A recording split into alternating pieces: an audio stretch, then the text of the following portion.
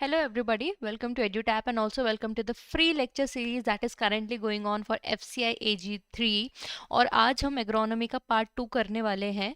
Part 1 last Thursday हो चुका है और and this is the part 2 and before even starting I want to say that you can subscribe to our YouTube channel for more such free videos and you can join our Telegram channel to get the PDF of this and every lecture that we provide here on YouTube. ठीक है, और अभी जो हमारी free YouTube series चल रही है FCI AG3 के लिए उसका स्केड्यूल कुछ इस तरीके से है जो आप स्क्रीन में देख सकते हो, जहाँ पे Monday Tuesday Wednesday you have general studies classes, Thursday को जो टेक्निकल ग्रुप ए रिलेटेड जितने सब्जेक्ट्स हैं we are going to cover that, और फ्राइडे को अकाउंट्स जो है, जो आपका टेक्निकल, जो आपका आई एम सॉरी, जो आपका दूसरा ग्रुप है, जो अकाउंट जो टेक्निकल ग्रुप है उसके लिए इसकी क्लासेस हम कंडक्ट करा रहे हैं। एग्रोनॉमी का फर्स्ट पार्ट हम कर चुके हैं और आज हम सेकेंड पार्ट कर रहे हैं। So let just start off with the question. The question number 1 it says which crop is known as the king of cereals. तो एग्रोनॉमी हम समझ चुके हैं कि एग्रोनॉमी क्या है, जो भी हमारे जो जो फील्ड क्रॉप्स हैं उनके बारे में हम पढ़ते हैं और इन फील्ड क्रॉप्स में कुछ नाम भी दिए गए हैं। तो किंग ऑफ सीरियल एक नाम दिया गया है, कौन से क्रॉप को दिया गया है आपको उस चीज के बारे में सोचना है। ठीक है, देखो the correct answer over here is option number B, why, क्योंकि जो वीट है वो as a staple food widely पूरे दुनिया में ऑल अक्रॉस द वर्ल्ड ये जो है कंज्यूम किया जाता है, उस रीजन से इसको किंग ऑफ सीरियल्स बोलते हैं। इसके अलावा we have other name also, जैसे क्वीन ऑफ सीरियल आपका मेज को बोलते हैं, जितना वो प्रोडक्शन देती है उसके अडेप्टेबिलिटी उसको ध्यान में रख के। सॉर्गम को आप क्या बोलते हैं, सॉर्गम को जो कैमल क्रॉप है वो बोलते हैं। क्यों? क्योंकि काफ़ी ज़्यादा ड्रॉट रेजिस्टेंस होता है। जैसे ड्रॉट रेजिस्टेंस मतलब कि सूखे में क्या है, ये फिर भी सर्वाइव कर जाता है। जैसे कि मान लो आपका जैसे कैमल होता है, जब वो डेजर्ट में रहता है, राइट, वहाँ पे पानी की कमी होती है बट स्टिल वो वहाँ थ्राइव करता है कैमल। सिमिलरली जो हमारे सॉर्गम है, ठीक है, इसको इसलिए ऊंट बोला गया है क्रॉप का, क्योंकि ये वैसे ही जो जहाँ पे पानी अवेलेबल नहीं होता बट वहाँ पे फिर भी ये थ्राइव कर जाता है। ठीक है, मेज को क्वीन ऑफ सीरियल, और एक और नाम है मेज का जिसको ड्रोसोफिला ऑफ क्रॉप प्लांट भी बोलते हैं। क्यों? क्योंकि इसमें ना काफी जेनेटिक वेरिएशन होते हैं। देखो ड्रोसोफिला ना आपकी एक फ्लाई है, एक मक्खी है, ठीक है, एग्जिस्ट करती है, उसमें इतना जेनेटिक वेरिएशन है कि जो हमारे साइंटिस्ट है जो जीन्स की स्टडी करते हैं उनको वो एज अ उसे सब्जेक्ट लेते हैं, क्योंकि वहाँ पे बहुत ज़्यादा जेनेटिक वेरिएशन अवेलेबल है। सिमिलरली हमारा मेज एक ऐसा क्रॉप है जिसमें इतना ज़्यादा जेनेटिक वेरिएशन मिल जाते हैं कि ये जेनेटिक स्टडी में बहुत ही ज़्यादा हेल्पफुल होता है, इसीलिए मेज को ड्रोसोफिला ऑफ क्रॉप प्लांट भी बोला जाता है। ठीक है, बार्ले भी हमारा बहुत एक एंशियंट ग्रेन है, ठीक है, लेकिन क्योंकि अभी उसकी ग्लोबल डोमिनेंस वीट की नहीं है इसलिए इसका कोई स्पेसिफिक एज सच नाम नहीं है, बट यस ये माल्टिंग और जो फीड है, फीड पर्पस के काम आता है। ठीक है, माल्टिंग मतलब क्या है, इसे जैसे जैसे इसको सड़ा के इसका जैसे इससे अल्कोहल बनाना। ठीक है, coming to next question, what is the primary purpose of ploughing. ठीक है, प्लोइंग और टिलेज ये कंसेप्ट हमारे एग्रोनॉमी में है।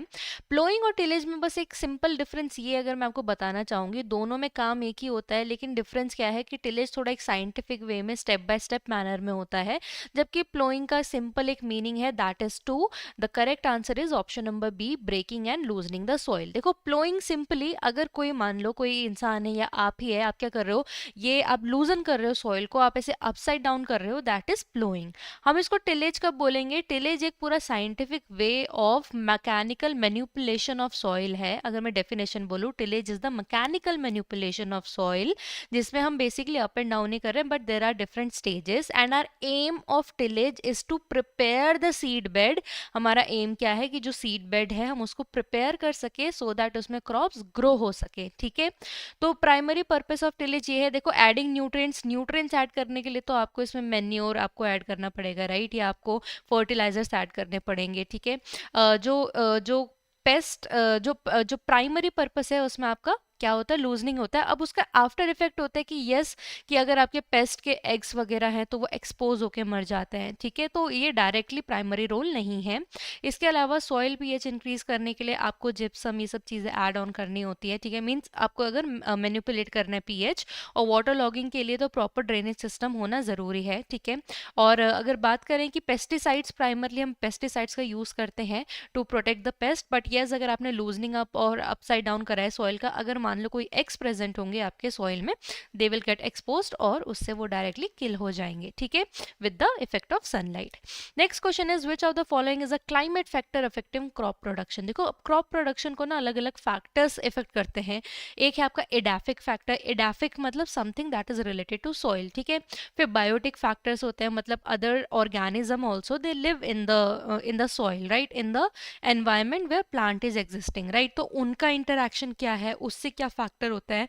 सिमिलरली क्लाइमेटिक फैक्टर भी होता है, मतलब what is the climate around the crop, ठीक है। तो यहाँ पे अगर बात करें क्लाइमेटिक फैक्टर की, तो यहाँ पे ऑप्शन नंबर ई जो है सोलर रेडिएशन, वो आपका क्या है, क्लाइमेटिक फैक्टर है, जो कि क्या जो कि मैन्युपुलेट आप बोल सकते हैं या फिर प्रमोट करता है जो हमारी प्लांट ग्रोथ है उसको, ठीक है। अगेन देखो जैसे सॉइल पीएच है वो आपका एडाफिक फैक्टर में आ गया, पेस्ट आपके बायोटिक फैक्टर में आ गया, जेनेटिक कॉम्पोजिशन क्या है, ये इंटरनल फैक्टर में आता है, क्लाइमेटिक फैक्टर में नहीं आता है, ठीक है। Next is what is the main advantage of zero tillage. अब टिलेज हमने बेसिक समझ लिया कि स्टेप बाय स्टेप प्रोसेस होती है जिसमें अपसाइड डाउन ऑफ सॉइल किया जाता है, मैकेनिकल मैनिपुलेशन किया जाता है, सो दैट जो सॉइल है वो लूजन अप प्रॉपरली हो जाए, सो दैट क्रॉप उसमें ग्रो करे, ठीक है। अब टिलेज भी वैसे ना आपके दो टाइप के मेजरली होते हैं, प्राइमरी टिलेज, सेकेंडरी टिलेज, ठीक है। प्राइमरी टिलेज में क्या होता है, टिलेज की अभी हम बात कर रहे हैं, अभी हम जीरो टिलेज के कंसेप्ट को नहीं टच कर रहे हैं। जो प्राइमरी टिलेज होता है उसमें क्या होता है, जैसे मान लो आपका ये सॉइल है पूरी हार्ड है, राइट, इसको पहले हमको थोड़े इसको हमको लूजन अप करनी है सॉइल। तो जब प्राइमरी टिलेज में क्या होता है, क्योंकि लैंड पूरी इतनी टाइट है, तो जो लूजनिंग अप होती है तो बड़े बड़े क्लॉड्स आते हैं सॉइल के, ठीक है, ऐसे छोटे छोटे एकदम बहुत महीन आपको मिट्टी नहीं मिलेगी, बड़े बड़े क्लॉड्स आते हैं, ठीक है। देन क्या होता है आपका, देन आता है सेकेंडरी टिलेज, ठीक है। सेकेंडरी टिलेज में हम क्या करते हैं, एक बार प्राइमरी टिलेज करा, हमको बड़े बड़े क्लॉड्स मिल गए, अब सेकेंडरी टिलेज में फिर एक और बार टिलेज किया जाता है फील्ड में, जिससे क्या हो, ये क्लॉड्स क्या है, ये ब्रेक हो जाए और फिर हमको जो छोटे छोटे लूजन अप सॉइल पार्टिकल्स है वो मिल जाए, ठीक है। लेकिन इससे क्या होता था कि इतनी बार मैकेनिकल मैनिपुलेशन करना सॉइल में, इससे जो सॉइल का टेक्सचर है वो खराब होता है। आप इतने हैवी हैवी व्हीकल्स आप जो फील्ड में जब आप ले जाते हो, तो ऊपर में तो सॉइल, बिकॉज हम वी आर यूजिंग टूल्स, तो ऊपर की सॉइल तो लूजन अप हो रही है, but because of those heavy machines, उनके टायर की वजह से at the sub soil level, जो आपका सब सॉइल लेवल है, वहाँ की जो सॉइल है हार्ड हो जाती थी, जिससे पानी जो है पेनिट्रेट करके नीचे वाटर टेबल में जाना था वो नहीं जा पाता था, और वो क्या है, वो रन ऑफ हो जाता था, मीन्स वाटर वहां से बाहर निकल जाता था, ठीक है। तो ये चीज गलत है, ठीक है। इसलिए क्या है, अब ऑल्टरनेटिव्स जो है टिलेज के देखे जा रहे हैं, जिसमें हमको जो लूजनिंग अप ऑफ सॉइल भी हो जाए, लेकिन हमारा जो सॉइल एनवायरनमेंट है वो खराब भी ना हो। तो उसमें कंसेप्ट है जीरो टिलेज का। तो जीरो टिलेज में आपका बेसिकली क्या करते हैं, जीरो टिलेज में ओनली द प्लेस जहाँ पे आपको न्यू क्रॉप ग्रो करनी है, सिर्फ वहीं पे आपका जो प्लोइंग है वो की जाती है, बाकी जगह में नहीं की जाती है। इसका एक और रीज़न था, जैसे मेन एडवांटेज की बात करिए क्या, कि रिड्यूस सॉइल इरोजन, क्योंकि पहले क्या होता था, जैसे as you can see in the picture, जो आपकी क्रॉप्स है वो सर्टेन रोज में ही ग्रो की गई है, राइट, रेस्ट अपार्ट कहीं पे ग्रो नहीं की गई है, राइट। लेकिन अगर आप पूरी फील्ड का के साथ आप टिलेज कर रहे हैं, उस वजह से क्या होता है कि ये एक्सपोज हो जाती है जो सॉइल है, जिस सॉइल इरोजन के लिए, राइट। मान लो विंड आई, बहुत तेज विंड आई, तो वो ऊपर की जो लेयर है सॉइल की वो उठा के अपने साथ ले जाएगी, अब न्यूट्रिएंट्स तो वहीं पे प्रेजेंट है, राइट। अपार्ट फ्रॉम दैट मान लो अगर बारिश होगी, तो बारिश भी अपने साथ क्या है, ऊपर की जो अच्छी सॉइल है, क्वालिटी न्यूट्रिएंट वाली सॉइल है, वो ले जा लेगी। अब यहाँ पे जीरो टिलेज में ऐसा नहीं होता है, जीरो टिलेज में सिर्फ उतना एरिया प्लो किया जाएगा जहाँ पे एक्चुअली रोज में प्लांट्स लगने हैं, rest apart as you can see जो पुरानी जो क्रॉप्स का स्टबल है वो वहीं पे रखा जाता है, ठीक है। अब जो गिवन ऑप्शंस हैं उसमें, जो गिवन ऑप्शन है उसमें मेन एडवांटेज इसका क्या है, रिड्यूस सॉइल इरोजन, इससे सॉइल इरोजन नहीं होगा, क्योंकि बाकी जगह तो एकदम इंटैक्ट टाइट सॉइल है, राइट। अब इंक्रीज सॉइल इन्वर्जन, अब ये गलत चीज है, क्योंकि यहाँ पे तो हमने लिमिट करा है ना सॉइल इन्वर्जन। सॉइल इन्वर्जन मतलब क्या है, अपसाइड डाउन ऑफ सॉइल, यहाँ पे तो हमने लिमिट करा है, ओनली इन रोज करा है, राइट। तो that is the first is wrong answer. High paste infestation, ये गलत है। हाँ, ये जरूर है कि यहाँ पे हाई वीड इन्फेस्टेशन क्वेश्चन हो सकता है? देखो वीड का सिंपल मीनिंग है unwanted crop in the field. मान लो हम एक क्रॉप ग्रो कर रहे हैं, मान लो अगर मैं मान लो वीट की क्रॉप ग्रो कर रही हूँ, यहाँ पे अगर मुझे 4-5 क्रॉप आपके राइस के भी दिख गए तो मेरे लिए वो भी वीड है। वीड का सिंपल मीनिंग है unwanted crop in the field, जो कि हमारे मेन क्रॉप है उनके साथ compete करते हैं for water, for space, for nutrients, for everything. ठीक है, वीट वैसे हमारी स्पेसिफिक हमारे कैटेगरी होती है, राइट, बट मैं आपको एक सिंपल मीनिंग बता रही थी कि वीट का सिंपल मीनिंग है unwanted crop in the field. ये जरूर है क्योंकि यहाँ पे प्लोइंग नहीं की गई है, तो अगर कोई वीड्स पहले के होंगे दे कीप ऑन ग्रोइंग, ये जरूर है, लेकिन पेस्ट इन्फेस्टेशन हायर हमको जीरो टिलेज में नहीं मिलता है। ठीक है, reduce nitrogen application, increase water logging, ठीक है, ये सब डायरेक्टली आपके लिंक नहीं है जो जीरो टिलेज है उससे। ठीक है, तो और एक और चीज़ है कि नाइट्रोजन रिक्वायरमेंट थोड़ी इंक्रीज हो सकती है। ठीक है, क्योंकि यहाँ पे हम जो है पुराना स्टबल भी हमारा प्रेजेंट है, और प्लस क्या है यहाँ पे हमने कोई एडिशनल न्यूट्रिएंट्स नहीं में ऐड करे हैं। ठीक है, नेक्स्ट है which of the following is an objective of primary tillage. ठीक है, अब प्राइमरी टिलेज हम समझ गए हैं, तो आई होप इसका आंसर आपको आता होगा। ठीक है, breaking hard soil layer, primary tillage का मतलब ये होता है, और सेकेंड अप में क्या होता है, फिर उसको फर्दर रिफाइन करना, राइट। तो that we have discuss. What is the meaning of edaphic factors in crop production, तो मैंने आपको ये चीज़ बता दी है। ठीक है, क्रॉप प्रोडक्शन के कुछ फैक्टर्स है, एडाफिक है, क्लाइमेटिक है, बायोटिक है। तो जो एडाफिक फैक्टर्स है वो आपके किससे रिलेटेड होते हैं, वो आपके सॉइल रिलेटेड होते हैं, पीएच कैसा है, न्यूट्रिएंट्स क्या है एंड ऑल दैट, ये आपके क्या है, ये आपके एडाफिक फैक्टर है। इसके अलावा क्या होता है, वाटर रिलेटेड फैक्टर्स होते हैं, जो कि एक एडाफिक फैक्टर का ही पार्ट है, क्योंकि पानी भी अल्टीमेटली वाटर सॉइल में प्रेजेंट होता है, बट आपका ये एक एक्सक्लूसिव फैक्टर नहीं है। ठीक है, एक्सक्लूसिव में सॉइल मॉइस्चर क्या है, पीएच क्या है, मिनरल कंटेंट क्या है, ये सब चीज़ें आती हैं। ठीक है, बायोटिक में जो भी लिविंग ऑर्गेनिज्म आपके इवन बैक्टीरियाज या आपके अर्थ फॉर्म्स कुछ भी आपके प्रेजेंट है सॉइल में, those are your biotic factors. Climatic में टेम्परेचर क्या है वहाँ का, humidity, rainfall, all these things they come under it. ठीक है, which method is use to improve soil aeration in sugar crops. ठीक है, अब नेक्स्ट है कि soil aeration in sugar crops. देखो शुगर क्रॉप्स है, ठीक है, मीन्स एक फील्ड है जहाँ पे शुगर केन क्रॉप्स आपकी ग्रो कर रही है। अब वहाँ का अगर सॉइल एरेशन इंप्रूव करना है तो क्या आपके मेथड है। ठीक है, तो these are the option and see the correct answer here is earthing up. Earthing up में क्या करते हैं, थोड़ा बहुत सॉइल जो है उसको जो आपका जैसे पेड़ होता है, मीन्स आपका जो प्लांट है, जो यहाँ पे शूट्स है शुगर केन की, उसके आसपास क्या करते हैं, थोड़ा सॉइल को उठा के मीन्स उसको एक सपोर्ट प्रोवाइड कर देते हैं। ठीक है, तो अर्थिंग अप आपका ये कहलाता है। ठीक है, टॉपिंग में क्या होता है, जो टॉपिंग वैसे दूसरा मेथड, एक दूसरी टेक्निक है जिसमें जो हमारे बर्ड्स हैं, कोई भी प्लांट है मान लो, ठीक है, अगर हमको ब्रांच प्लांट चाहिए तो हम क्या करते हैं, जो आपके मेन प्लांट होते हैं उसका ना हम ऊपर से क्या करते हैं, बड काट देते हैं, सो दैट वो लेटरल ग्रोथ को प्रमोट करे। ठीक है, वीडिंग क्या होती है, अनवांटेड प्लांट्स को रिमूव करना। प्लैंकिंग क्या होती है, जो आपके सॉइल सरफेस है उसको स्मूथ करना, जैसे ऊबड़ खाबड़ हो तो प्लैंक की मदद से क्या है, एक लेवल उसमें कर देते हैं। ठीक है, स्मूथ कर देते हैं। डी ट्रैशिंग में क्या होता है, ओल्डर लीव्स को क्या करते हैं, रिमूव करते हैं, पर इसमें एरेशन का कोई डायरेक्ट रोल नहीं होता है, क्योंकि अर्थिंग अप एक ऐसा ऑप्शन था जिसमें सॉइल को थोड़ा खोदा जा रहा था, इसलिए earthing up is the right answer in that case. Next is what is characteristic of conservation tillage. ठीक है, तो देखो जो जीरो टिलेज है ना, it is one of the type of conservation tillage. ठीक है, टिलेज आपके दो टाइप के होते हैं, conventional tillage, conservation tillage. Conventional tillage मतलब जो हमेशा से चले आ रहे हैं, जहाँ पे हम प्राइमरी, सेकेंडरी, बीच बीच में डीप प्लोइंग, बहुत सारी हम ये सारी बातें कर रहे हैं। ठीक है, conservation on the other hand, as the name suggest, कि जितना लिमिट हम टिलेज कर सके उतना हमको करना है, क्योंकि उससे सॉइल क्वालिटी क्या है, खराब होती जा रही थी। तो इनमें से जो अगर बात करें, इसमें जो कैरेक्टरिस्टिक है उसका क्या है कि जो क्रॉप रेसिड्यू रिटेंशन है, ये क्या है, कैरेक्टरिस्टिक है कंजर्वेशन टिलेज का।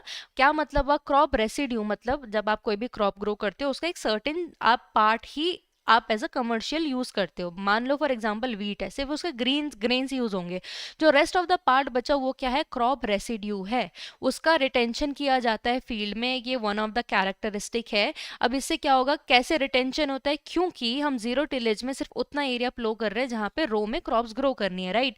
रेस्ट आपका क्रॉप रेसिड्यू वहीं रहेगा, और इनफैक्ट ये कैसे हेल्प करता है, ये जो क्रॉप रेसिड्यू है वहीं डिकम्पोज हो जाएगा, और वहीं पे अगर डिकम्पोज होगा जो तो न्यूट्रिएंट्स है वो वहीं पे मिल जाएंगे, ठीक है। तो इसलिए जो क्रॉप रेसिड्यू है वन ऑफ द कैरेक्टरिस्टिक है। Which factor is responsible for course tilth, ठीक है। तो बेसिकली एक टाइप का टिलेज होता है जिसमें क्या होता है, जो जब ये वाला सर्टेन टिलेज करते हैं तो जो थोड़े मोटे मोटे टिल्थ हमको ऑब्जर्व होते हैं। देखो इसका करेक्ट आंसर है deep ploughing. What is deep ploughing, ठीक है। जैसे मैंने आपको बताया था कि जैसे जब बड़े बड़े हैवी मशीनरीज यूज करते हैं तो क्या होता है, जो सब सॉइल लेवल है वहाँ की क्या होती है, मिट्टी जो हार्ड हो जाती है। तो डीप प्लोइंग में क्या करते हैं, once in a while after mean 3-4 years में क्या करते हैं, जो सब सॉइल लेवल है हमको ना वो थोड़ी डिग करनी पड़ती है, सो दैट वहाँ पे एटलीस्ट थोड़े क्रैक्स या स्पेस अवेलेबल हो, सो दैट वाटर उसमें पेनिट्रेट कर पाए, ठीक है।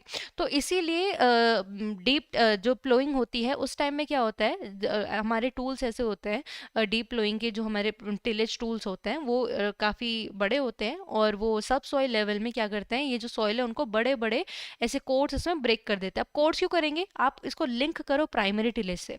प्राइमरी टिलेज में हमने क्या समझा था कि जो पहले क्या थे, क्योंकि सॉइल टाइट थी तो क्या होते थे, बड़े बड़े हमारे क्या है ऐसे कोर्स टिल्थ हमको मिलते थे, ठीक है, क्लॉट्स मिलते थे। फिर सेकेंडरी टिलेज में ये फर्दर हम ब्रेक डाउन करते थे। अब हम सब सॉइल लेवल की बात कर रहे हैं तो यहाँ पे हम फर्स्ट टाइम ही नीचे हम प्लोइंग कर रहे हैं, right. So that is why इसलिए ऑब्जर्व किया गया कि यहाँ पे जब डीप प्लोइंग आप करते हो तो आपको कोर्स टिल्थ मिलता है, मतलब यहाँ पे आपको फिर बड़े बड़े क्लॉट्स आपको मिलता है, क्योंकि वहाँ पे पहली बार एक ही बार ही टिलेज हुआ है, ठीक है। तो that is one which is beneficial in certain conditions, ठीक है। लार्ज क्लॉट्स ऑफ सॉइल होते हैं, ठीक है, जो कि सेकेंडरी लेवल में, but those are required so that क्या हो, अच्छे से अच्छे से स्पेस क्रैक्स प्रोवाइड हो सके। Next is which crop is known as poor man's food, ठीक है। तो ये भी आपका एक क्वेश्चन है। देखो the correct answer over here is pearl millet. Pearl millet जो है आपका पुअर मैन फूड बोलते हैं, वाई, क्योंकि ये काफ़ी सस्ता होता है, अफोर्डेबल है, लेकिन ये हाईली न्यूट्रिशियस है, इसलिए उसको पुअर मैन फूड बोलते हैं कि अगर कोई ये कंज्यूम कर रहा है तो काफ़ी सस्ते में उसको मिल जाएगा, जिसमें उसको काफ़ी हाई न्यूट्रिएंट वैल्यू मिल जाएगी, ठीक है। इसके अलावा सोयाबीन, कुछ अदर नाम है, vegetable crop, wonder crop soybean को बोलते हैं, ठीक है। सिसमे को पुअर मैन सब्स्टिट्यूट फॉर घी बोलते हैं। सिसमे आपका क्या हो गया, तिल का तेल, ठीक है, मीन्स सिसमे आपका तिल है और तिल के तेल को यूज किया जाता है, जिसको हम पुअर मैन सब्स्टिट्यूट फॉर घी की जगह इसको यूज कर सकते हैं, बोलते हैं। और सॉर्गम हमने पहले समझा था कैमल क्रॉप बोलते हैं। So that is all in this video. अब पार्ट 3 एग्रोनॉमी का बचा है, जिसमें हम न्यूमेरिकल बेस्ड क्वेश्चन करेंगे, बिकॉज FCI थोड़ा ये टेक्निकल बिकॉज सब्जेक्ट है, तो चांसेस आर मे बी आपको just to increase the difficulty level इस बार आपको कुछ न्यूमेरिकल्स भी मिल जाए। That is why in next part 3, that will be the last part of agronomy, we will focus on numerical questions, all right. So I hope you liked the video, and thank you everybody for watching, and all the very best for your exam.